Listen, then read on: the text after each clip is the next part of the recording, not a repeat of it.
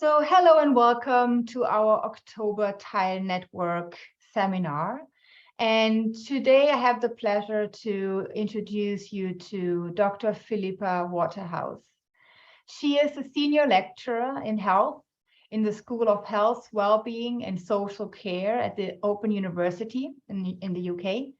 And she holds qualifications in population studies, demography, and social statistics. Her research interests include exploring how adult learners manage their studies along with work and/or family responsibilities and consequences for her health.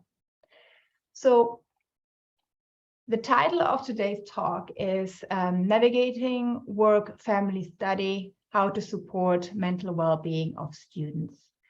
I'm going to hand over to Philippa now, and she's going to share her screen again.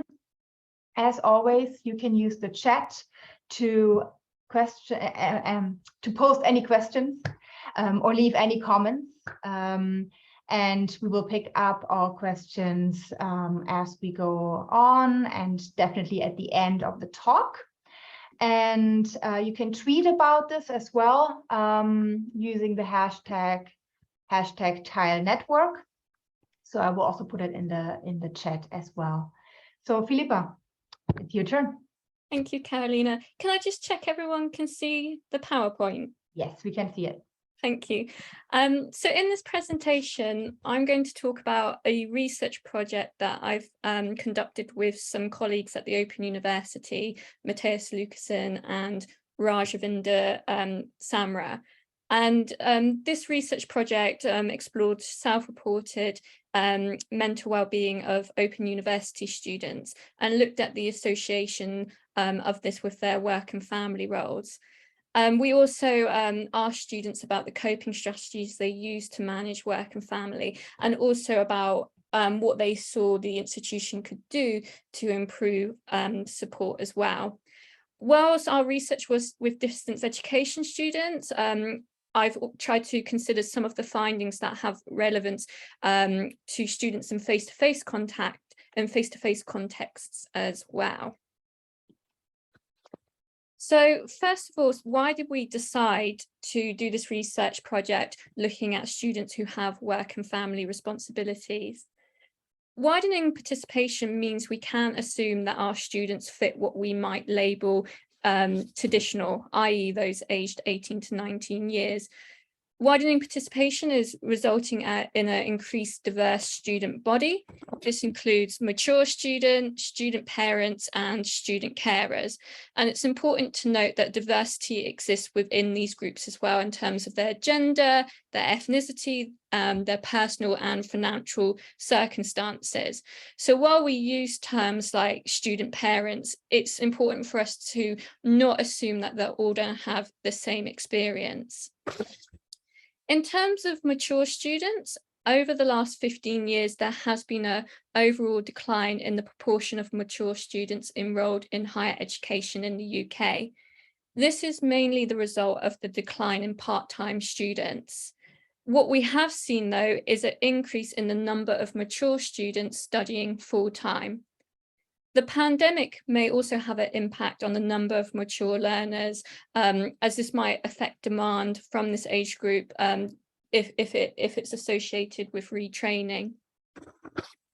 Mature students due to pre-existing commitments are more likely to be working. However, younger students also might be in some form of paid employment. So according to data from 2020 to 21, 66% of all students are in some form of employment during their studies, and this was 74% pre-pandemic. So what's important to consider is the intensity of work, but also the reasons behind students working. The data on student parents and student carers is quite limited. So also, why did we want to consider students' work and family role? The literature suggests that these roles can affect the experience that our students have and may play a role in outcomes such as dropout, their health and well-being, their academic performance, and also their satisfaction with the educational experience. The concepts of role conflict and role facilitation can help us understand the possible linkages between the work-family study interface and individual outcomes. So role conflict refers to circumstances when roles in different domains might be incompatible in some respects. So, for example, a student might not complete an assignment due to unforeseen family circumstances that arise. And this is an example of a conflict that might actually put them at risk of dropping out of their studies. However, increasingly, research is also suggesting that there might be positives to having multiple responsibilities when studying. And this is in terms of the facilitation between roles. So role facilitation refers to the positive effects where participation in one role can increase performance or quality in the performance of a second role. So, for example, family are quite often cited as a source of motivation for studying in terms of wanting to be a role model for children or siblings, or education being seen as a means to improve a family's financial prospects. So I'm just going to go on to a little bit of what we did in our project. So the objectives of our project was to quantitatively examine students' mental distress using an established and tested measure. So we used the Depression, Anxiety and Stress Scale, short form 21. The second objective was to consider the associations between mental distress and students' work and family commitments, and also their perceptions of work to study conflict, family to study conflict, work to study facilitation, and family to study facilitation. And then lastly, we wanted to explore students' perception of institutional support and explore the strategies they use to manage their studies alongside work or family. So what did we do? The university provided us with the contact details and demographic information of a sample of students studying final year undergraduate modules in the School of Health, Wellbeing and Social Care and Education, Childhood, Youth and Sport at the Open University. We created our online questionnaire, which we estimated took 15 minutes to complete. And we collected information on students' work status, their partnership status, whether they were co-resident with children under the age of 18 years for at least 3 days a week, and whether they were an unpaid carer. We also measured mental distress using the DAS-21, which is a validated self-reported measure that has been previously used in higher education student populations, including another survey among OU students.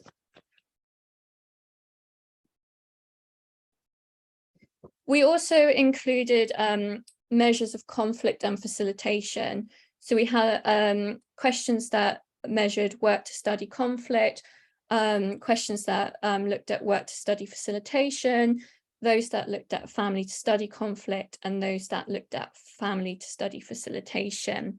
We adapted established measures from the work family literature. So, for example, our item from the work family literature in terms of conflict is the demands of my work interfere with my home and family life. And we changed this to the demands of my work interfere with my university studies.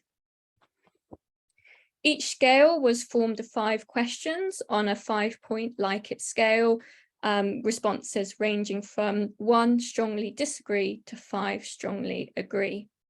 And then the mean score on the scales on the items were used.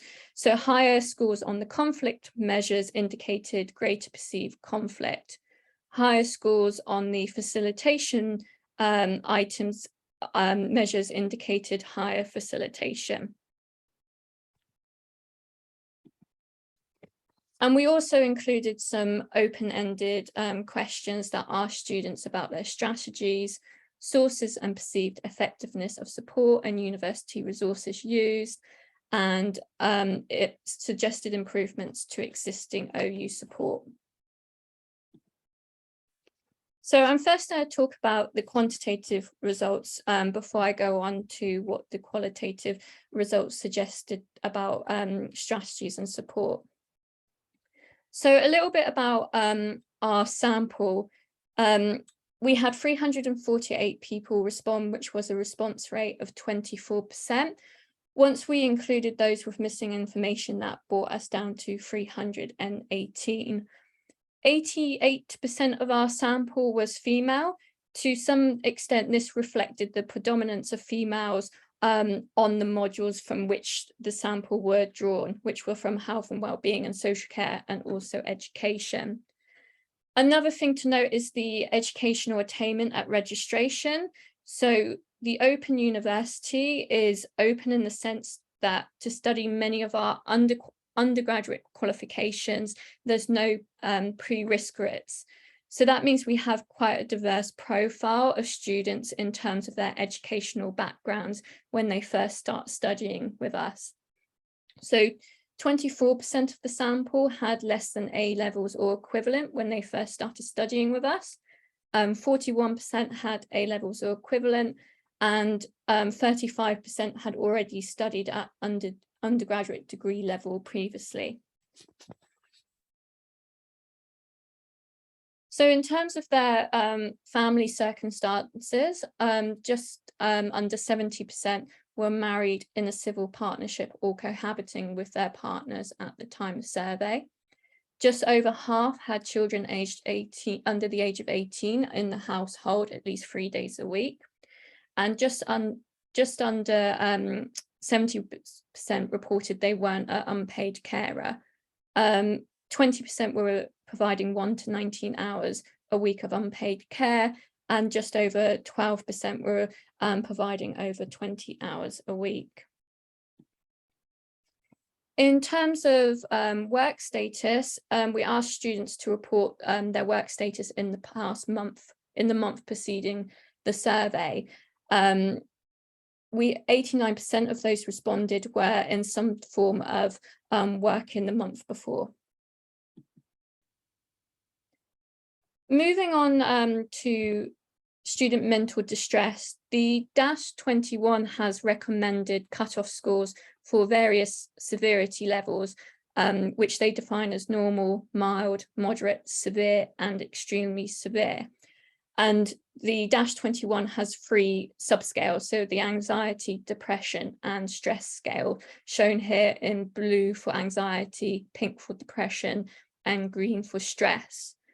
We can see that almost 2/3 were in the normal range for the 3 subscales, but a considerable percentage of students were classified in the moderate range for depression, anxiety, and stress. So that ranged between about 11% and 12%, falling within that moderate range. And in the severe or extremely severe range, this fell between 14 and 15% on the different subscales.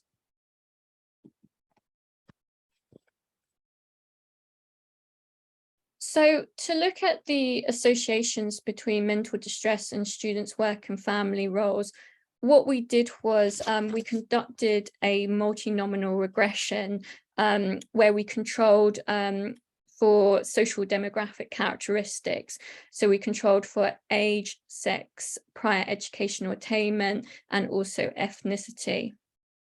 For the purpose of this analysis, our outcome measure, we collapsed we had 3 categories of outcome of normal symptoms, mild symptoms, and moderate, severe, and extremely severe were collapsed into 1 category.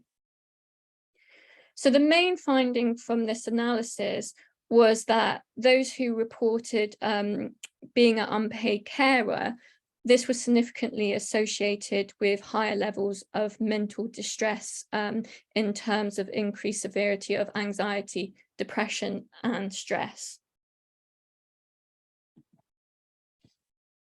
In the next stage, what we did was we were interested at looking at perceptions of conflict and facilitation. So not whether a student had not just whether a student had a role, but what they perceived the experience of that role to be like with combining with their study. So first of all, we restricted the analysis to those who stated that they were working at the time of the survey. And what we found here is that increases in the score in work-study conflict was significantly associated with a higher risk of reporting higher levels of anxiety and stress. In contrast, those who reported higher levels of work-study facilitation were less likely and at lower risk of reporting higher levels of depression and stress. Next, we restricted the analysis to those reporting a family role at the time of the study. So that's whether they were in a partnership, whether they were co-residents with children, or whether they were an unpaid carer. And what we found here was a very similar pattern. So increases in family study conflict scores were significantly associated with higher risk of reporting higher levels of anxiety, depression, and stress. And then in contrast, increases in family study facilitation was associated with lower risk of reporting higher levels of depression and stress. So what we took from this is that obviously the student experience is not the same for everyone, whether you're a parent or whether you're in a work role, doesn't necessarily mean that you're going to have a certain outcome or a certain experience. But what is important is students' perception of the combination of their roles. And I think this also emphasized to us, we quite often focus on conflict and how can we reduce the conflict for our student between their roles.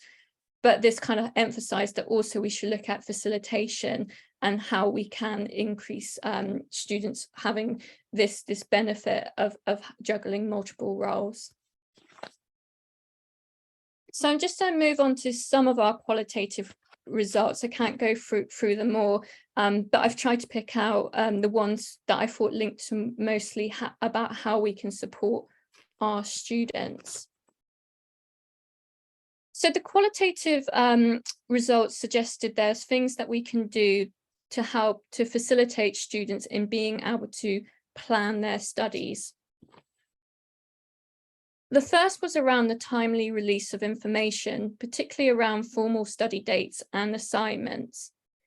The majority of our students discussed the importance of realistic planning to enable them to manage their work, family, and studying, which involves the mapping of their work, family, and study demands. For lots, planning ahead, particularly around assignments, was key. This included booking annual leave from work and arranging childcare. This can be really tricky for dates at the beginning of the academic year or dates at the beginning of the academic term, where they might only receive information with a few weeks' notice. So, for example, a student here said, I plan ahead as soon as the academic calendar is known when I enroll on the course. I book leave around assignments/exam dates, I book onto tutorials, and I plan work and home life around them where possible. I do this in combination with my daughter's timetable. She's doing her A-levels. As well as formal dates, there's also a consideration of when we release more informal information to students, so particularly around students' assignment. So this might be more the formal information around what is the assignment questions or more informal tips around, when you're arranging lectures or tutorials on assignment prep. So one student said, the tutor posted assignment information a week before the deadline date, and I would have to reformat work, delete/add section, which was frustrating, caused extra stress and increased anxiety.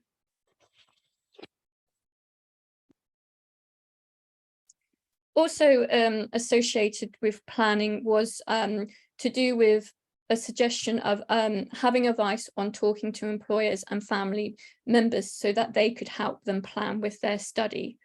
And students said that this conversation with employers and family members could take careful negotiation.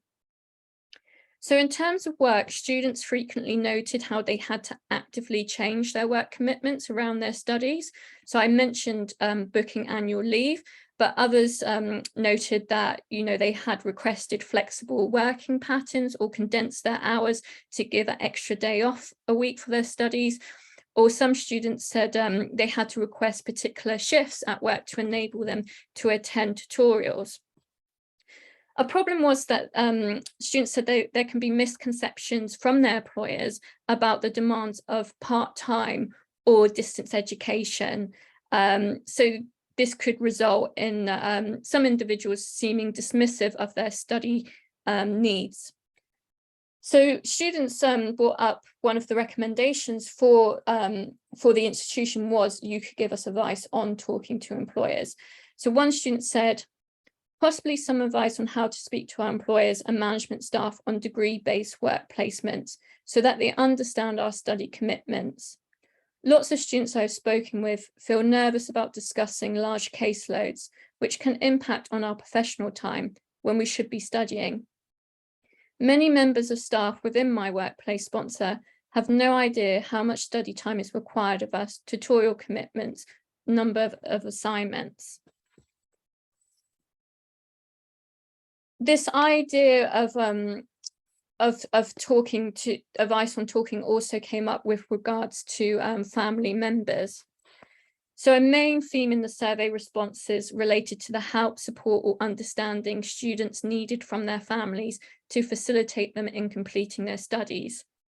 In some responses, students describe how they had to create boundaries with their family members to make it clear with them what they needed in order to complete their studies and in order to manage other family members' expectations of them. So one student said, when I have a particularly intensive period of study due to my exams or assignment, I talk about the situation with my spouse and children so that they understand why I might not be with them as much. And I also make sure that I spend a lot of time with my family when I have an easier study period so that I can connect better with my family again. So what came out was this sense of students negotiating and renegotiating support at time of greater need. So for example, they might bargain with a family member to take on more responsibility at busy times, or the household might be run differently around assignments and exam dates. A number of students described this active need to have conversations with their family, though, about this, and to tell them about workload and deadlines, but also to warn them of associated feelings that might arise, such as feeling overwhelmed or feeling guilty that they're not spending as much time with them. The quote at the bottom is from a student who felt like she didn't have family support, but also noted that they didn't have any conversations. So she said, my family support is not great. They think that I am superwoman. I wish I had better support. It would help, as they would not expect so much from me at this time.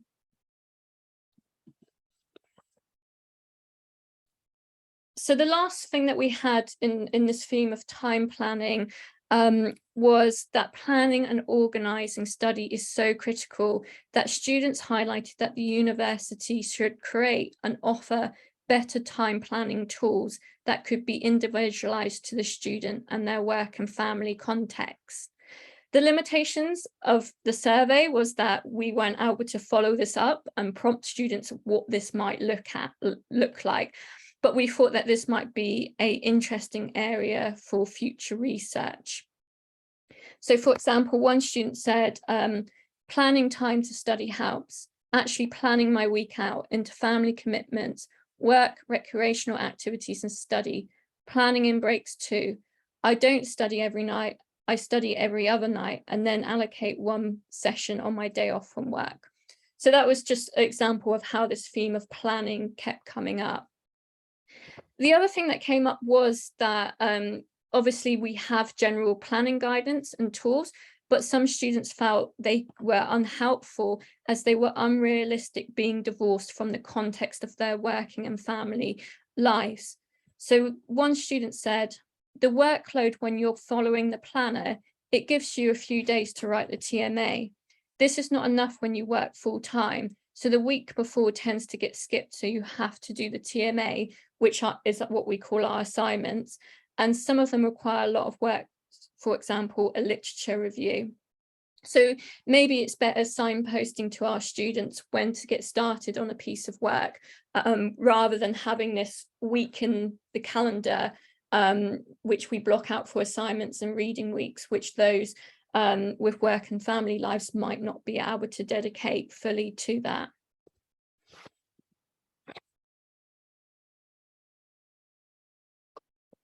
So the next theme that we had was around approaches to teaching, and some students had suggestion of, some students provided insights into how they studied, and this indicated things that we could think about when planning our teaching. So the first thing that came up was helping students exploit the time that they have for study. So students in our survey were very polarized in relation to the degree of flexibility or rigidity that they have in terms of their routine for study. So there's going to be no one size fits all. So for some students, it was very much about blocking these long periods out of their calendar where they could sit down for hours and concentrate on their study and remove themselves from their work and family situations. For other students, it was about grabbing these minutes of time that they had between their commitments, which they could use effectively to fit in their studies. So some examples here are: little but often, 10 minutes before work, I can read a few pages and make a few notes. I have everything paper-based in a folder so I can take it with me wherever I go. Another student said, reading and accessing videos and audio materials on my commute to and from work. And another one was keeping my time by studying in my breaks at work and downloading the textbook to listen to on my way home. So things that this kind of brought up for us was thinking about the format of our materials. Does all the studying have to be done at a desk? Are there things that we can make sure they can access on their phones, like podcasts? The other thing is thinking about our activity lengths. So can we break activities into smaller chunks for our students and signpost them to the different things that they might need each week through an activity planner, for example, is one thing that we use at the OU.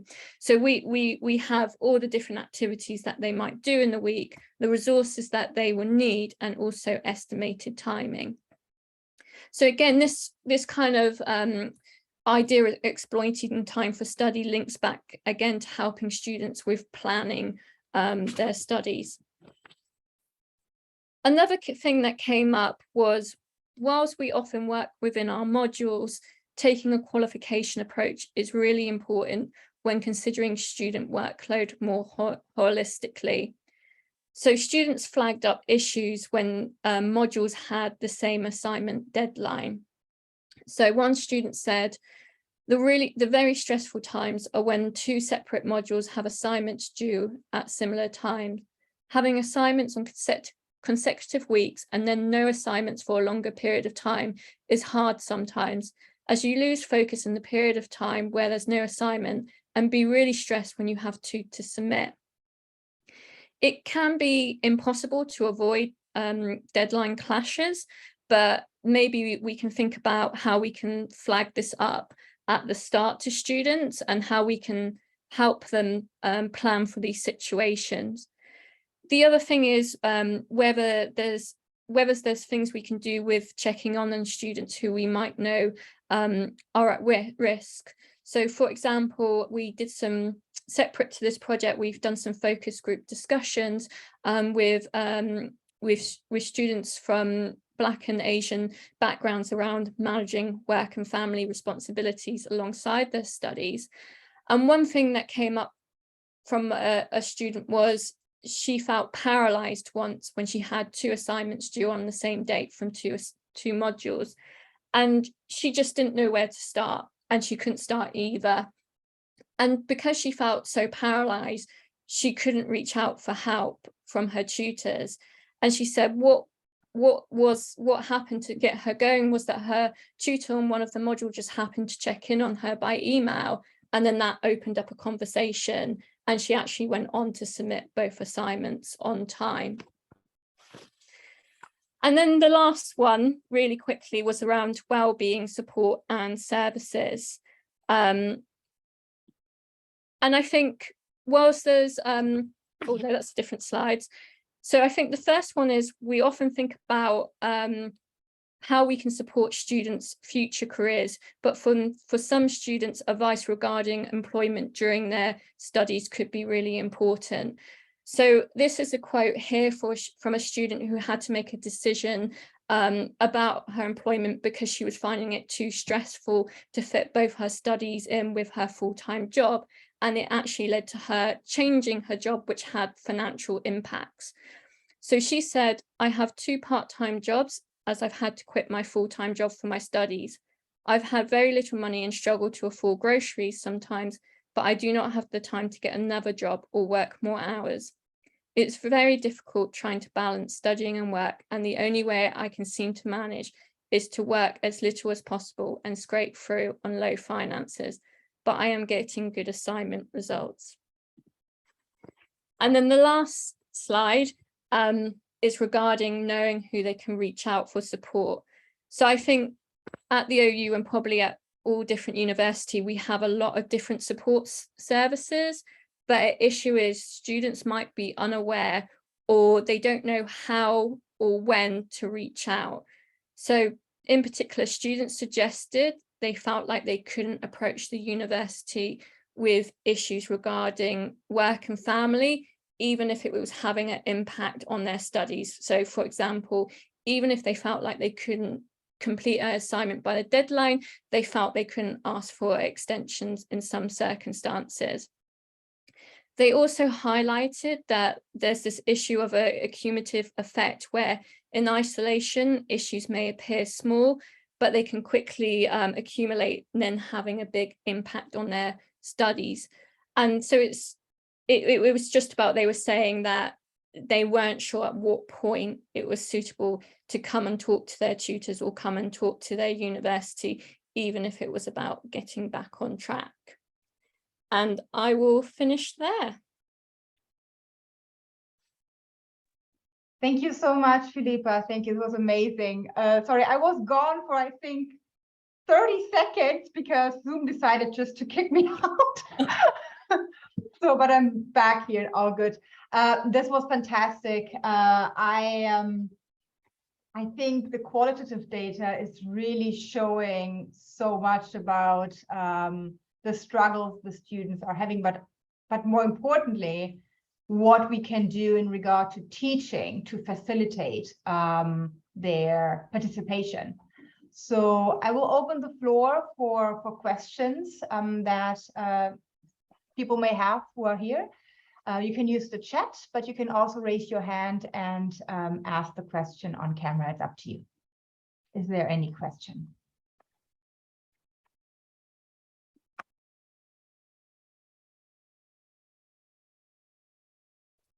Anything that you want to say or comment on?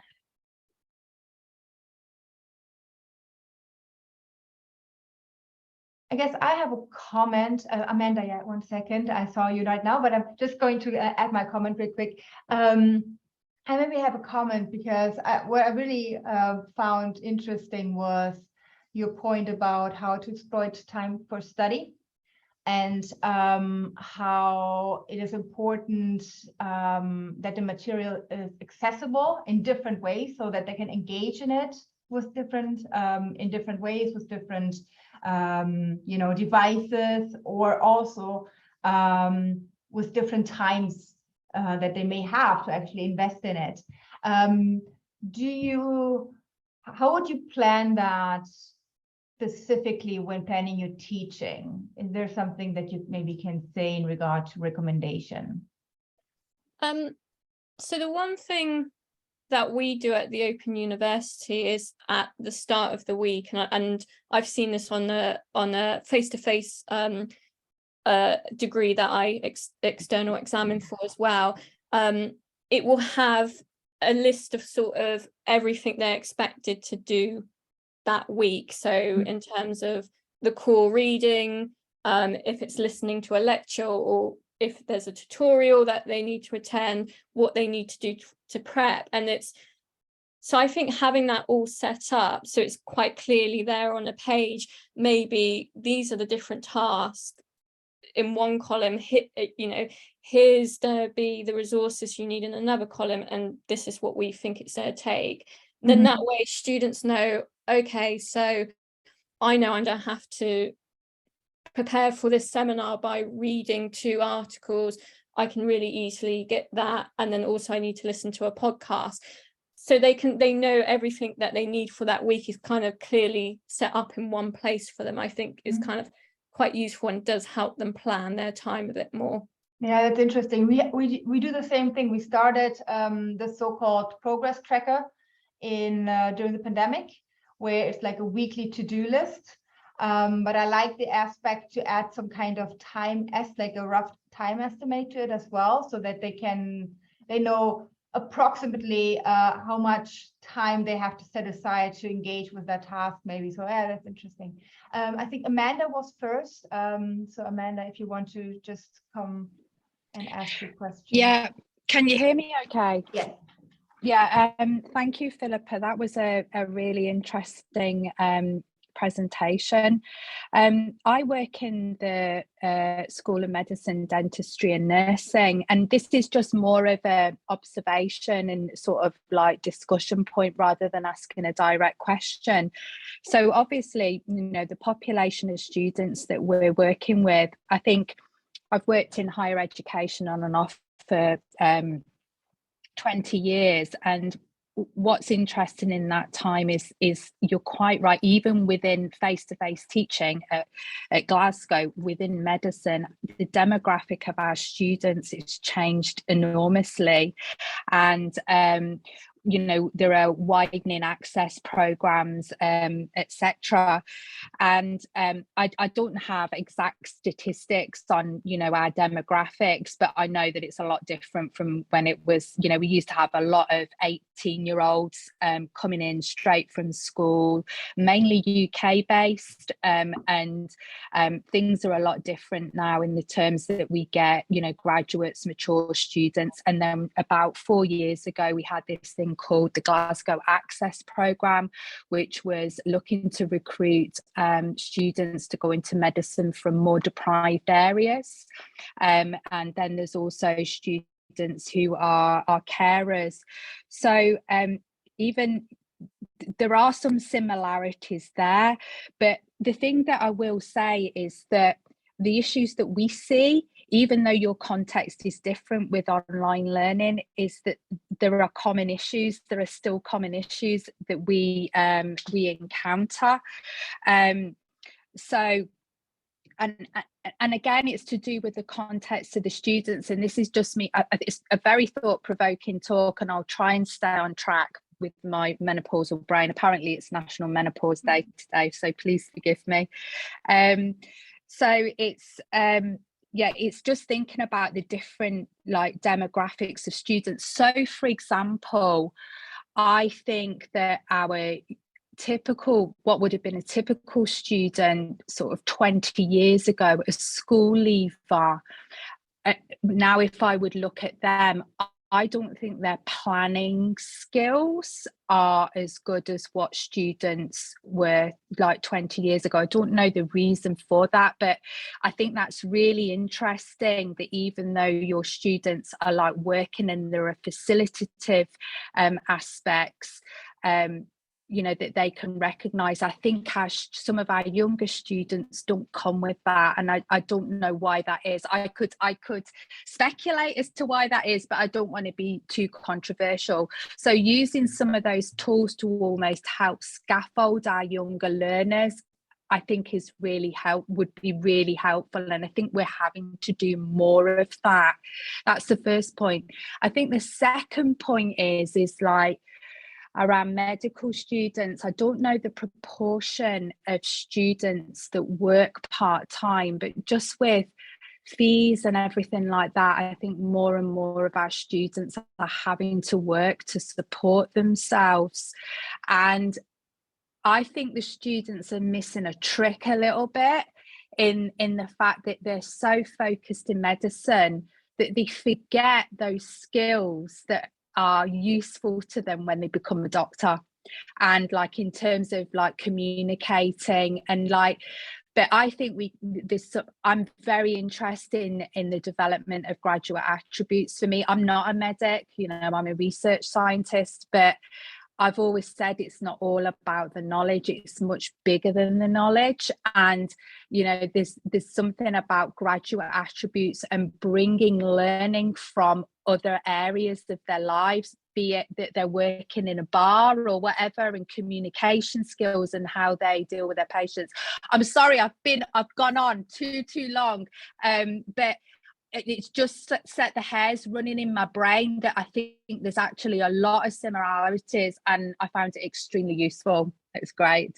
Thanks, Amanda. And just to briefly respond to some of the things you picked up on there, the first one where you said about obviously the time planning, and that can benefit students who don't, you know, students beyond those with work and family commitments. Actually, many of the things that came up in the survey and were suggested by students that the OU could do better or could improve were things that actually would benefit all students. It's no surprise that red tape came up quite a bit. You know, they said we're so busy with work and family, we don't want to be on the phone to IT being passed between departments trying to solve an issue. Well, actually, if we could get that right, that would benefit all students, not just those with work and family. So that was interesting. And then I think with regards to your second point about students and employment, I think one thing that we can look at is with our assessments, how can we bring in students' kind of wider experiences that they can reflect upon and apply what they're learning in their courses to other aspects of their life, which might be employment, it might be a caring responsibility. And I think that's one way that we can, you know, maybe increase this facilitation between students' roles. That was just one idea that we had. So thank you, Amanda. So we have first Helena, then Stephanie, and then we have 3 questions in the chat. Helena, you're up first. Hello, Philippa, that was really, really interesting. And I teach online distance learning students here at the University of Glasgow in School of Psychology. So that pretty much confirmed a lot of what my students have been telling me. And one of the things that I just want to pick up is the kind of like helping students plan a little bit and putting time with that and things like that. And I have found that exceedingly challenging. So for instance, in the past, I've made a list of everything that students needed to do. And then they would come to me and say that there's too many things there.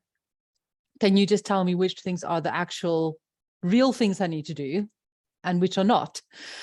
And so I try and find the real things that they need to do. And then they all come back and say, well, you never told us that we had to do that bit. So it can be very challenging. And the other thing that I find challenging is estimating a time for how long it's going to take people to do stuff. So some students take half the time that other students do. And every time I try and estimate, there's always somebody comes back and says, I finished this. I'm sure I missed something. And I'm like, maybe you were just fast, or maybe you can do some extra reading. And then when I put extra reading on, that panics other students who find it a little bit slower. So I think the challenges, so while I completely understand the students' issues and challenges and things like that, I wonder if a lot of that needs to be something that they learn themselves. And maybe where we need to focus is them learning about their own learning and learning about how they can do that planning and in the context of the material that they're busy looking at. For instance, what they learn in year one can often be more more what teachers say, whereas in year two, we want them to develop critical evaluation, and those skills are different and take longer and can take longer for different people and be different for people. So I just wonder, like, even with that diversity comes this challenge of how do we as teachers make something that's going to support these students?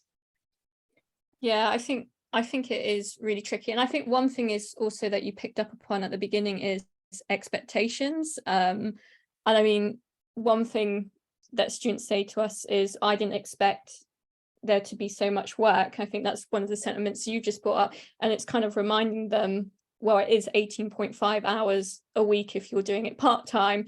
If you're doing it full-time, it's 37 hours a week. And I think sometimes, you know, the students talked about their family members and their employers having misconceptions of distance education or part-time studies. Well, actually, sometimes they come themselves with maybe misconceptions. So, I mean, when we're doing our study, I think there's no easy answer, just to not as a cop-out, but I think we normally with our activities have about 15 hours a week. So it is under that 18.5. And it's at the OU, we're quite directed, while other universities are more self-directed learning, following up reading lists. So it is tricky with the estimated activity lengths. We kind of have norms. So I just follow the norms that the university gives me, which is if it's a difficult reading, this is the words per minute that they could be expected to do. But I don't think we're ever going to crack it because, like you said, students take different amount of time and we kind of just prefix it with these are just estimates. Yeah, it's a tricky one. If you have any ideas though as well, because I don't think we do it perfectly at the OU either. No, I think my idea is more to try and get students to find out for themselves so they can estimate these things for themselves, a little bit of self-planning rather than being so reliant on the teacher to plan things. But yeah, it's kind of like, maybe it's a co-curriculum thing, you know, co-production thing that with you and your students working together on figuring this out, or me and my students working together on figuring this out. But I certainly haven't found an easy way to approach this one. And yet it is something that, as with your students, they keep coming back and saying they want more guidance on exactly how long it's going to take. And more the conversation that it ends up with is what am I expecting them to do? What is the minimum that they can do in order to do this? And I'm like, I don't know what the minimum is. The minimum is not what you think it is. Yeah, and realistically, well, in an ideal world, we want our students to study all our materials, but I think what quite a lot of them do is look at assignments and work backwards, which you think, no, that's not the point. But you know, some students are being pragmatic and are sort of working back that way and seeing what do I need to do to get through the course. But I don't think it's good for us to kind of say this is the bare minimum of what you need to do. In my teaching, I do flag up particular activities that I think are quite important, often to do with study skills, especially like you were saying at level 1 when they first come in. It's kind of like saying, well, your first assignment is on, you know, X, Y, and Z. You really need to get to grips with writing, and here's some activities around writing effective paragraphs. So, you know, we kind of flag these things up as this will be helpful for your assignment, because I think people can push study skills activities to one side and think that's an easy way of, you know, getting the workload down as such. So yeah. Thank you so much. Thank you, Helena. Stephanie. Hello. You've actually covered some of the stuff in speaking to Helena. I'm Stephanie Biello, and I'm interested in the skills, again, building the time keeping skills that you were talking about. And I was interested in the qualitative comment that you had around saying, well, maybe what we can do is we can actually support students by providing them with a tool that can help them with this. And I was just thinking, and a lot of times when we do these kinds of training across the university, if it's separate from their program, the students don't engage, maybe because they don't have time, because they have all these other things that they're doing. And so I was going to ask you about how you thought you would go about maybe delivering something like that within the program, what tips or skill tricks you had. But I guess you've covered maybe some of those with Helena, except if you happen to know of a platform that you would suggest for that.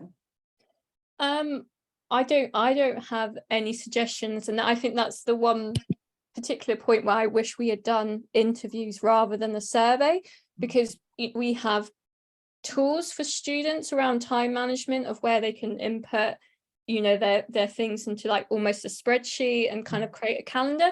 So it would have been interesting to see, do you know if this exists? If you do, what is it that you like? What is it that you don't like? Because I was quite interested, because that it came up with you know, in quite a few of the survey responses around, we need better time management, you know, time planning tools. And I thought, wow, this would be quite interesting, because I thought we have these tools. So is it they just don't know, and we need to, like you say, integrate them better into our module websites and kind of introduce them better to students? Or is it they're just not working at all? They do know about it and it isn't working. Yeah. Thank you. Yeah, that's really interesting, because I mean, I guess it ties in as well to what Amanda was saying about she's saying the people coming into the programs not having as good skills in that area. So yeah, thank you very much. Thank you. And very interesting talk. Thank you. Thank you, Stephanie. So we have a couple of questions in the chat. I can read them out, but I can also ask if people want to just post them on camera. So the first question is by Christine. Do you want to give me a thumbs up if you just want me to read it out, or you can turn on your camera if you prefer. I'm happy for you to read it out. Thanks. All right. Okay. She asks, did any of the students talk about the impact of the expectation of 100% attendance? I know a lot of lecturers like to emphasize how important attendance is, but this is simply sometimes an impossible goal for folks who have other commitments. That didn't really come up, but I think it's because probably the slightly different models of teaching at the OU. So we have less live tutorials, and it's more written learning materials and activities. Where there is tutorials, quite often there's more than one tutorial choice that they can book into. So the tutorial will be run several times, either in the evening on a Saturday. So I think maybe that's one of the differences with the Open University. So it didn't come up in our results. Okay, thank you. And thanks for the question. The next one is by Greg. Again, the same question here. Do you want to just... Yeah, go for it. Let's go for it, Caroline. All right. Childcare and its cost is an issue for some of my students. The universities, other European countries address this with free provision. I do feel that without much cheaper or free care, mature students are being penalized. Yeah, in terms of, and I guess this is maybe the difference again between campus-based and distance education. So we don't have any childcare provision on campus for our students, because many of them don't live in Milton Keynes, and they're quite spread out around both the UK and internationally. So I'm not sure if other people here want to comment on that question. Anyone has expertise on this? Some experience? If not right now, you can also just add your answer in the chat if you have anything. It's fine. the one thing that did come up with regards to childcare was most of the students doing their studies either really early in the morning or really late at night, around when their children go to bed. And then the other thing that came up was, because a lot of our tutorials are online rather than face-to-face, they felt like they weren't removed from their family context, and then that for some, they found it quite difficult not having that physical barrier between their study and family, because it was quite easy for their family to then interrupt them during a tutorial. So I guess the issue with childcare and stuff like that is maybe a little bit different in the context. Okay, thank you so much. Mara had a question as well. So she says, lots of food for thought. I'm just wondering if, given the time demands constraints these students experience, if anything came up around cohort community building and how we can make peer learning and even social opportunities more inclusive, given the well-being and academic benefits of both. Did students in these categories report anything around their sense of belonging?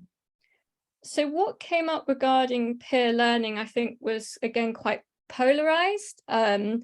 So for some students where there was modules with group activities, they actually said, well, the reason that we decided to study with the Open University was because of flexibility. So actually on some modules, having this requirement for group work took away what they thought was some of that flexibility, because you needing to, get the group together at certain times.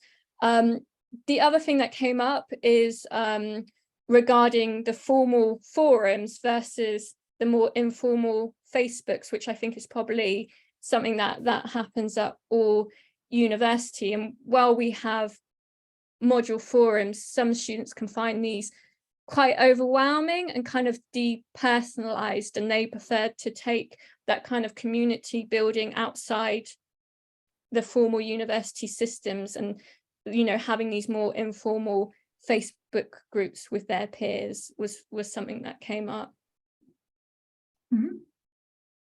Okay, I think these were all the questions. I would like to thank you again for this wonderful talk, very insightful, very practical as well, and in many ways. So I appreciate this very much. I think our audience as well. We will put the recording of this on our Tile Network website for everyone to catch up, and any additional materials as well. Okay. Thank you. Thank you very much, and goodbye.